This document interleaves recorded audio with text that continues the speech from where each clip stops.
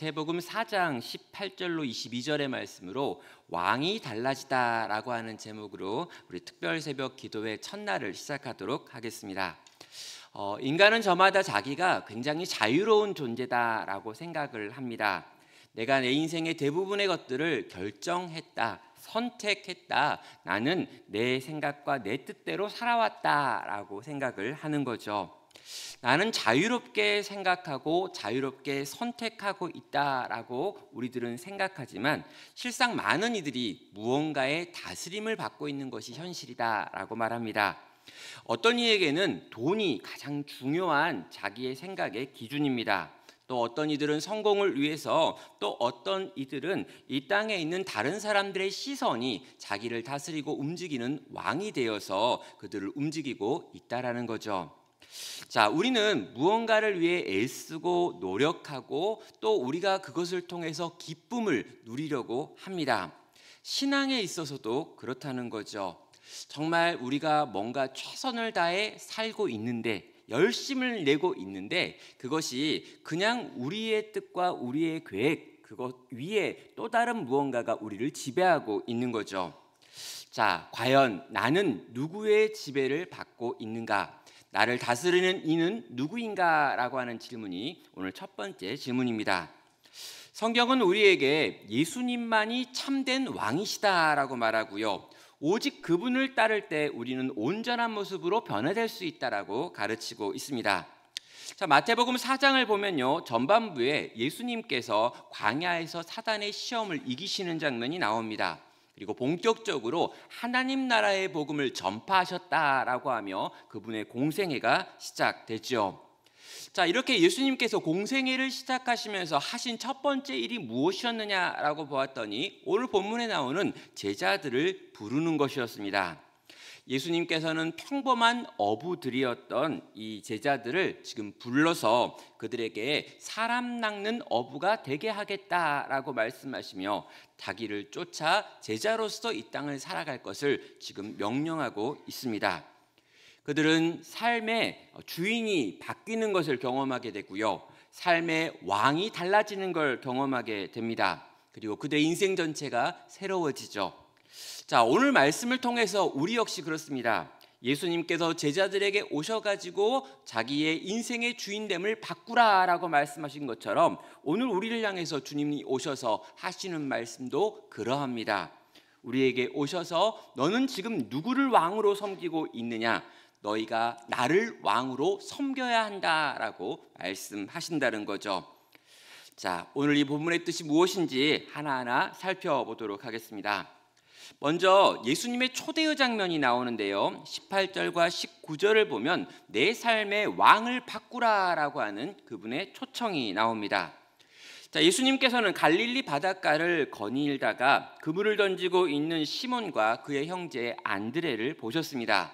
그리고 다가오셔서 그들에게 말씀하셨죠.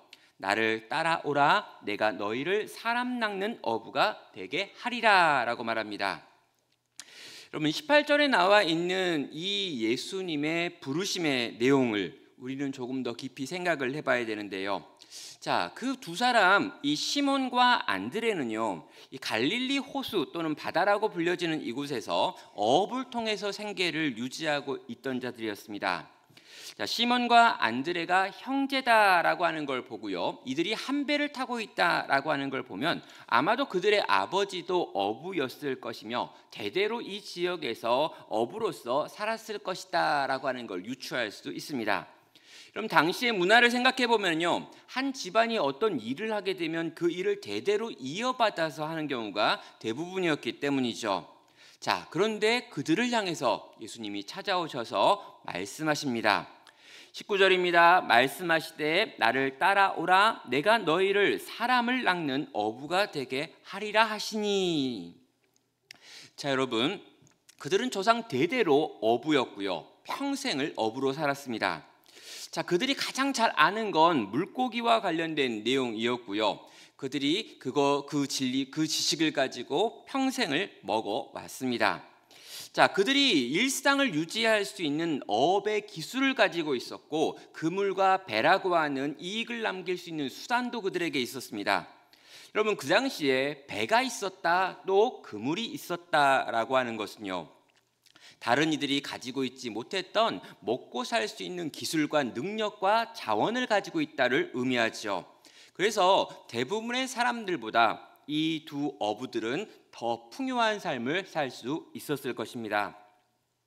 자, 그런데 그렇게 풍요로운 삶을 살면서 안정된 시간들을 보내고 있던 그들에게 예수님은 찾아오셔서 나를 따라오라라고 지금 도전을 하셨습니다. 여러분, 나를 따라오라라고 하는 이 말은요, 어떻게 생각해 보면 굉장히 내용이 부족합니다. 정말 예수님께서 그들을 제자 삼기 원했다면요, 뭔가 조금 더 설명을 해줘야죠. 나를 따라와야 되는 이유는 이것이다 라고 말해야 합니다. 자, 너희가 나를 만약 따라온다면 너희에게는 굉장히 큰 이익이 있을 거다. 분명히 이런 부분에서는 어려움이 있을 수도 있고 이런 부분에서는 위험이 있을 수도 있지만 너희가 나를 따라왔을 때 지금의 삶보다 훨씬 더 놀라운 것들이 준비되어 있다. 그러니 너희는 나를 따라오라라고 말해야 한다는 거죠. 여러분, 인생을 달라. 너의 인생과 너의 삶을 지금 네가 안정적으로 여기 살고 있는데 이것들을 포기하고 여기로 와라라고 말한다면 분명히 그것에 따른 합당한 설명과 설득의 과정이 있어야 한다는 것입니다. 그런데 예수님께서는요, 그런 설득과 설명의 과정을 다 없이 하시고 그냥 지금 권위 있게 그들을 불러내시고 있습니다. 자, 예수님께서 그들에게 했던 이 나를 따르라라고 하는 명령은요, 단순하게 너희의 직업을 바꿔라라고 하는 뜻은 아니었습니다.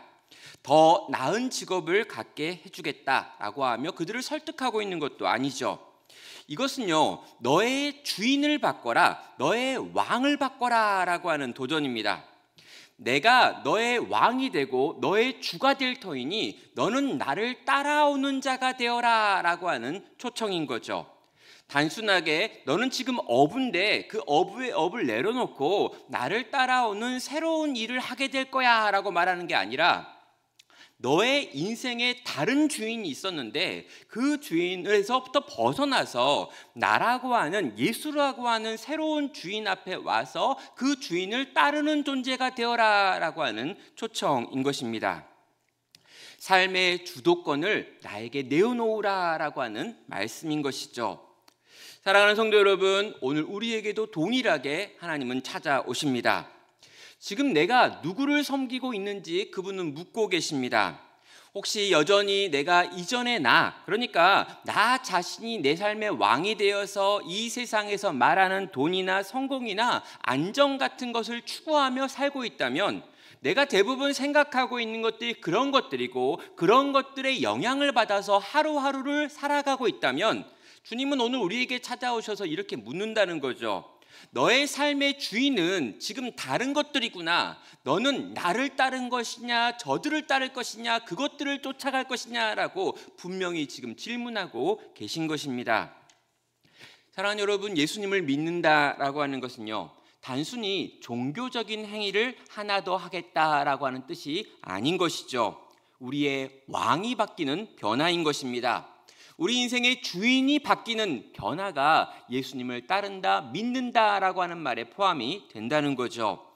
내 인생의 왕은 오직 예수 그리스도 그분뿐이십니다 라고 하는 고백이 없다면 오늘 우리는 지금 잘못된 왕을 섬기는 삶을 살고 있는 것입니다.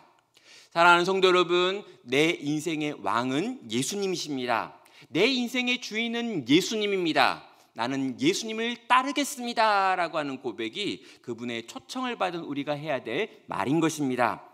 여기 계신 나눔교회 모든 성도님들이 우리를 향한 그분의 초청에 반응해서 그분을 따르겠다고, 그분을 나의 왕으로 보시겠다라고 고백할 수 있기를 주의 이름으로 축원합니다. 자, 그렇게 주님의 초청을 받아서요, 내가 주님을 따르겠습니다 라고 고백했다면 과연 우리는 어떤 변화를 경험하게 되는 걸까요? 19절은 이렇게 말합니다. 말씀하시되 나를 따라오라, 내가 너희를 사람 낚는 어부가 되게 하리라 하시니 라고 말합니다. 여러분, 여기서 예수님께서 나를 따라오라라고 말했을 때 너희가 만약 그를 따라가는 사람이 된다면, 예수님을 왕으로 인정하고 그분을 주로 인정하고 그분과 함께 있기를 선택하는 자가 된다면 되어지는 변화가 나타납니다. 사람을 낚는 어부가 된다라고 말씀을 하셨죠. 자, 여러분, 이 사람 낚는 어부라고 하는 이 표현은요, 우리는 이 사람 낚는 어부다라고 하는 말이 어떤 의미인지 알고 있습니다. 어떻게 합니까? 이 제자들이 이후에 하고 있는 여러 가지 일들을 통해서 알게 되죠. 자, 그들은 예수님의 제자가 되어가지고요, 하나님 나라 복음을 알고 경험하게 됩니다. 눈으로 예수님께서 다양한 방식으로 그 나라가 이 땅 가운데 왔다라고 하는 걸 증명하시죠.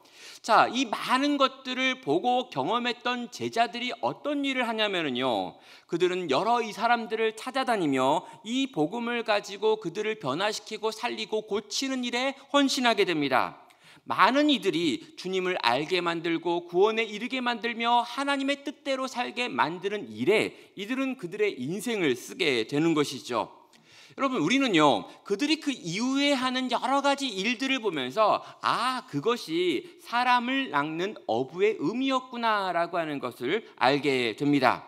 그러나 여러분, 처음에 이 말을 들었던 이 시몬과 안드레에게 너희가 사람을 낚는 어부가 되겠다라고 말했을 때 과연 그들은 그걸 뭐라고 이해했을까요? 여러분, 사람을 낚는다라고 하는 게 뭡니까? 낚시를 하는데 사람을 낚는 낚시를 하는 걸 사기꾼이 된다라고 하는 뜻이죠. 그러니까 그들이 도무지 이해할 수 없는 것으로 그들에게 말하면서 너희가 사람을 낚는 어부라고 하는 것이 될 거야 라고 지금 말한 거예요. 과연 그들의 입장에서 이 말은 어떻게 이해가 되는 걸까요? 여러분, 그들은요, 이 뒤에 있는 사람을 낚는 어부가 된다라는 게 뭔지 몰랐습니다. 그저 아는 건 뭐냐면 이 예수라고 하는 분이 권위 있는 목소리로 나를 따르라 명령했는데 그 명령이 가지고 있는 권위에 붙들려 가지고 정말 저분이 나를 따르라라고 말했다면 저분을 따르는 것이 옳겠구나라고 생각하며 그 뒤에 나와 있는 것이 무엇인지도 모른 채 그냥 어부의 일을 내려놓고 그분 옆에 섰다라는 것입니다. 자, 그렇다면요, 과연 그분이 우리를 변화시키겠다라고 말할 때 너희가 나를 따르게 되어지면 내가 너희에게 이걸 주겠다라고 말씀하신 사람을 낚는 어부라고 하는 건 뭘 의미하는 걸까요? 나에게는 또 우리에게는 뭘 말하는 걸까요? 자, 이 예수님의 부르심은요, 직업적인 부르심이 아니었습니다. 이것은 존재에 대한 부르심이고요, 우리의 정체성을 변화시키는 부르심인 것이죠. 자, 그들은 원래 물고기를 낚는 어부였습니다. 하지만 예수님의 부르심에 응해가지고 예수님을 따르게 되었을 때 그들은 사람을 낚는 어부가 되지요. 삶의 목적이 달라지는 것입니다.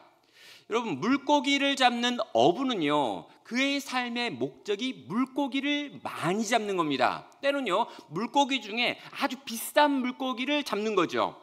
여러분, 물고기를 잡는 자라고 하는 것의 특징은요, 이 물고기를 얻어서 무언가 그것으로 이익을 보겠다라고 하는 사람입니다.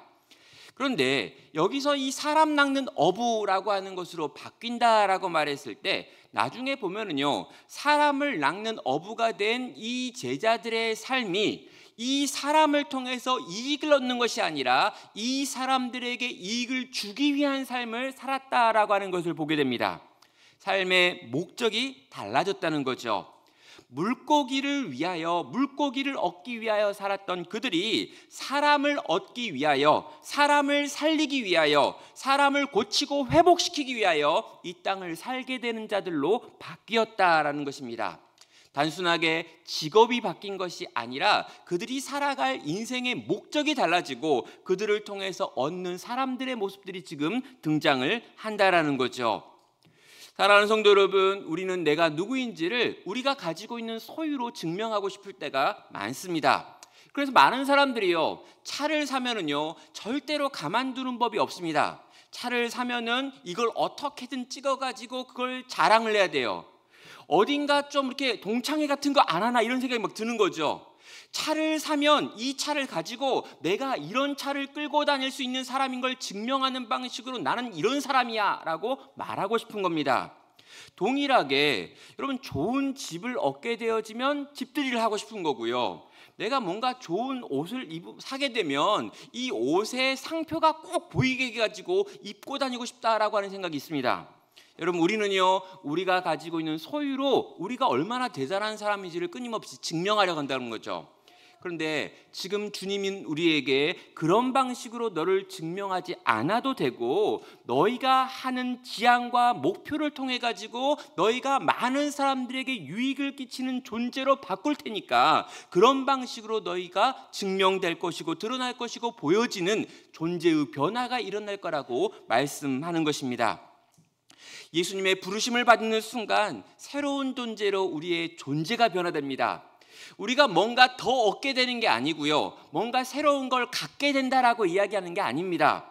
우리가 다른 사람들에게 자랑할 만한 그 어떤 눈에 보이는 것들을 네가 주겠다라고 하는 게 아니라, 내가 살아가야 되는 삶의 목표가 달라지고 세상과 전혀 다른 방식으로 살아가며, 세상은 자기를 위하여 물고기를 얻는 삶이 있지만 세상을 위하여 자기의 삶을 내어주는 새로운 종류의 삶의 방식을 살 수 있게 내가 너를 바꾸겠다라고 지금 말씀하고 있는 것입니다. 여러분, 사람을 낚는 어부라고 하는 것은요, 이 세상에는 없는 것이었습니다. 여러분, 이 세상은 도무지 사람을 낚는 어부라고 하는 게 무엇인지 알 수가 없고요, 세상 속에 들어가 가지고 이런 종류의 삶을 살아가는 인간들은 없는 거죠. 그런데 예수님은요, 너희는 세상에 없는 것이 될 것이다 라고 지금 말씀하는 것입니다. 세상을 위하여 자기를 내어놓는 삶을 살 거라고 이야기합니다. 제자들을 통해서 많은 사람들을 주님께 데리고 나왔던 것처럼 타인을 위하여 자기를 내어놓는 삶을 살게 되는 존재의 변화를 만들겠다, 세상에 없는 곳으로 만들겠다라고 지금 약속하더라는 거죠. 사랑하는 성도 여러분, 예수님의 부르심에 반응하면, 예수님의 부르심을 따라 그분과 함께하게 되면 여러분, 나를 위해 사는 인생이 아니라 남을 위해 사는 존재로 변화가 일어납니다. 우리의 정체성 속에, 우리의 생각 속에, 우리의 마음의 목적 가운데 이전과 다른 방향을 향해 나아가는 하나님의 백성의 모습, 세상에 없는 존재가 되어지는 변화가 일어나기를 주의 이름으로 축원합니다. 세 번째, 마지막으로는요, 제자들이 이 주님의 명령 앞에 즉각적으로 순종하는 것을 한번 정리해 볼 수 있습니다. 자, 여러분, 예수님의 초청도 특별하고요, 예수님이 약속하시는 것도 이해하기 어렵지만 세상에 없는 것이었습니다. 이제 이 어부 형제가 해야 될 반응이 남아있는데요, 그들은 거부할 수도 있고 수용할 수도 있었죠. 그들은 수용하기로 결정합니다. 20절입니다. 그들이 곧 그물을 버려두고 예수를 따르니라 라고 말합니다. 자, 예수님의 부름을 받았던 시몬과 안드레는요, 한치의 망설임도 없이 곧 그물을 버려두고 예수님을 따랐습니다. 이전까지 그들을 유지해 왔던 어떤 생각의 방식, 그들의 생계를 유지했던 수단, 그리고 익숙했던 그 모든 것들로부터 전혀 새로운 길을 향하여 움직였다라고 말하고 있는 거죠. 여기에 곧이라고 하는 표현이 나와 있습니다. 예수님의 부르심이 임했을 때, 예수님께서 나를 부르시며 이제 내가 너를 새로운 존재로 만들겠다라고 말씀했을 때 그 앞에서 네라고 반응하며 곧바로 움직였다라고 하는 것을 지금 말하고 있는 것입니다. 계산을 열심히 해봤다면 아마도 그 계산의 결과 예수님을 따르지 않았을 가능성이 큽니다. 찬찬히 생각을 해보니까 내가 지금까지 한 40년 동안 열심히 일해가지고 벌었고 배웠던 기술이 여기에 있고 배가 여기에 있고 그물이 있는데 이걸 버려두고 이걸 놔두고 예수님을 따른다는 건 말이 안 된다는 거예요. 근데 여러분, 그들이 찬찬히 생각하고 고민한 다음에 예수님을 따르기로 정한 것이 아니라 예수님의 명령이 떨어지고 예수님의 초청이 임했을 때 그들은 곧 내가 그렇게 해야지라고 말하며 그분의 뒤를 따르기를 선택한 것입니다. 자, 여러분, 그들이 왜 그렇게 선택할 수 있었느냐라고 하면요, 그들에게 찾아오신 예수님 안에 있는 권위 때문이었습니다.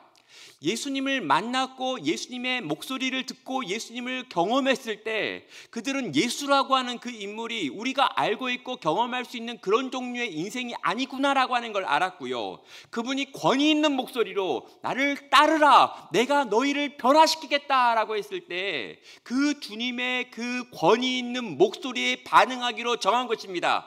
그래서 그들은 곧 일어나서 이것들을 두고 예수님을 따르는 선택을 했었죠.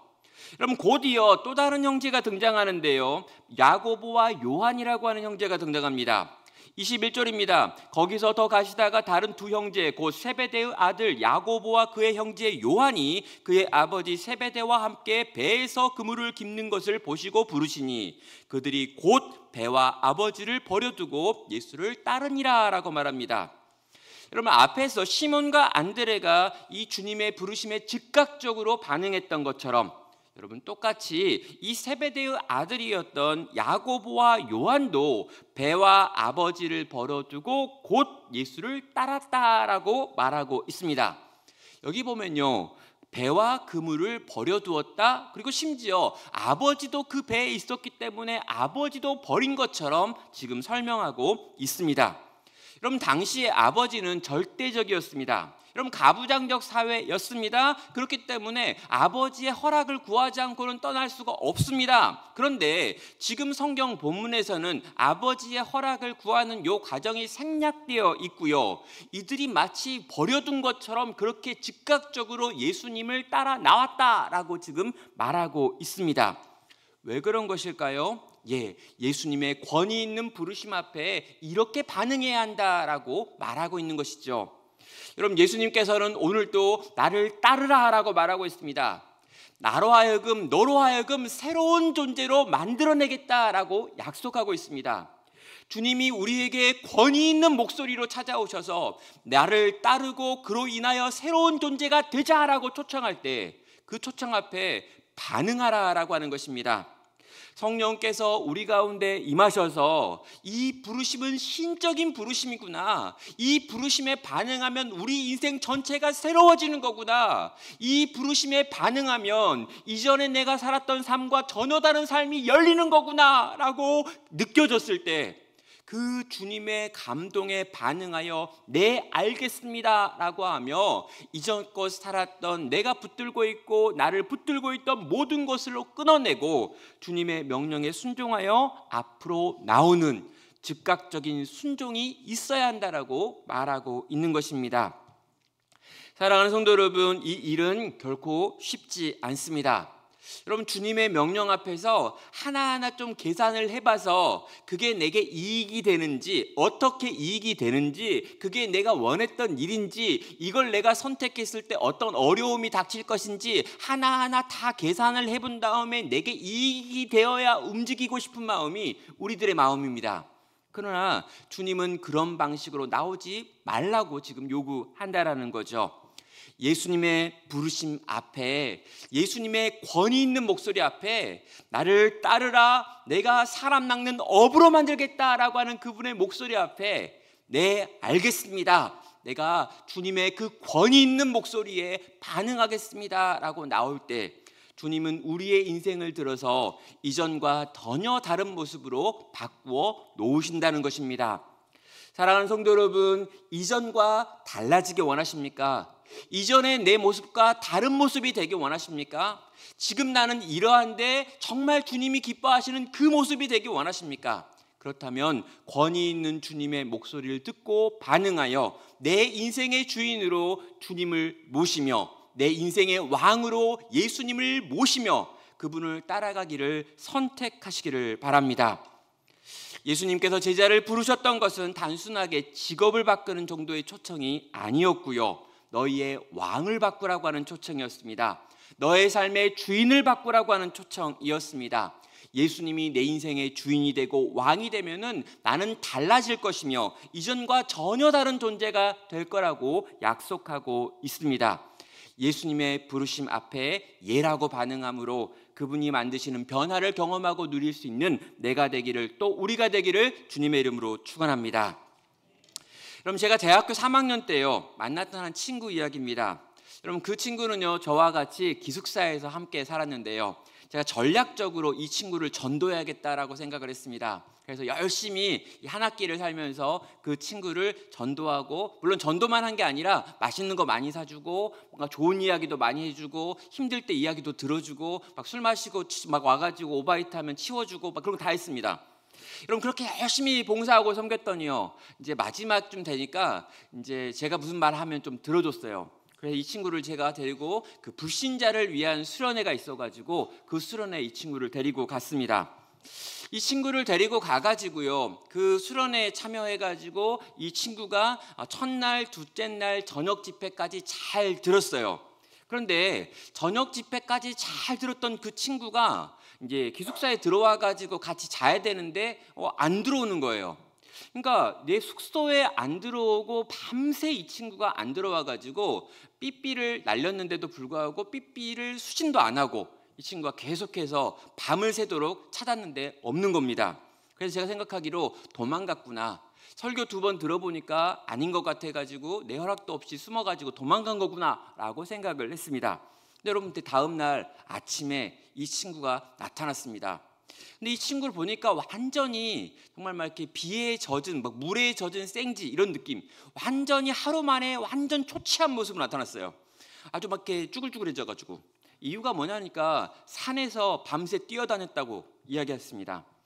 여러분 어젯밤에 말씀을 듣고 어젯밤에 예수님에 대하여 복음에 대하여 듣고 이 복음의 어떤 말씀의 능력을 자기가 봤는데 이제 이 예수님을 영접하라고 하는데, 이 예수님을 너의 인생의 주인으로 모시라고 하는데 그 말을 듣고 이 친구가 너무 충격을 받았습니다. 그래서 산에 올라가 가지고 자기 주머니에 있었던 담배 2갑을 다 피우고 거기에서 막 뛰어다니고 소리를 지르고 막 난리를 부렸다는 거예요. 왜 그랬냐 그랬더니 그렇게 얘기하는 거예요. 내가 복음을 들어보니 종교 하나를 갖는 게 아니라 예수라고 하는 저 인물을 내 인생의 주인으로 모시라는 거잖아. 아니 그 말이 맞는 것 같은데 그렇게 되면 이제껏 내가 살았던 그 삶은 뭐가 되는 거냐고. 그래서 밤새 소리를 지르며 그 산 위에서 뛰어다니면서 고통스러워하다가 그날 아침에 온 거예요. 그래서 저한테 말했습니다. 나는 영접 기도를 하고 싶다. 이제까지 나한테 복음 전했던 네가 영접 기도 해줬으면 좋겠어 라고 해서 그 친구 붙들고 영접 기도 했습니다. 사랑하는 여러분, 제가 봤던 건 뭐냐면요, 예수를 믿는다라고 하는 것은요 내 인생의 주인이 바뀐다라는 것이기 때문에 그토록 진지하게 해야 되는 선택이었다는 것입니다. 그리고 그 친구는요 그 영접 기도와 함께 내가 예수님을 내 인생의 주인으로 모시고 왕으로 모시고 그분 뜻대로 살겠다라고 인정하고 예수 그리스도를 영접하여 신자가 되었죠. 사랑하는 여러분, 그냥 종교를 하나 추가한다, 내 삶에 뭔가 신앙이라고 하는 걸 집어넣을 거야, 내가 좀 교회 다니는 사람들과 친해져야지 라고 하는 게 아니라 예수가 나의 주이신 것과 나의 왕이시라는 걸 인정하고 그분이 뭐라고 말하건 그분을 따라가고 순종하며 그분이 때로 내가 원하지 않는 걸 이야기하고 내가 바라지 않았던 것들로 나를 인도한다 할지라도 내 주님이 거기로 나를 인도하시니 가겠습니다라고 하는 결단이 주님의 부르심에 반응하여 살아가는 성도의 모습이라는 것입니다. 성도 여러분, 예수님께서는 오늘 또 우리를 부르십니다. 그 예수님 앞에 나의 왕, 나의 주라고 고백할 수 있기를 주의 이름으로 축원합니다. 주님이 주시는 새로운 정체성을 수용하고 주님이 요구하시는 세상과 다른 삶으로의 초청에 순종으로 반응할 수 있기를 바랍니다. 나의 왕이 인도하시는 그 길에, 나를 사랑하시는 그 왕이 초청하시는 그 길에 서서 이전과 전혀 다른 삶을 살아갈 수 있는 내가 되기를, 우리가 되기를 주님의 이름으로 축복합니다.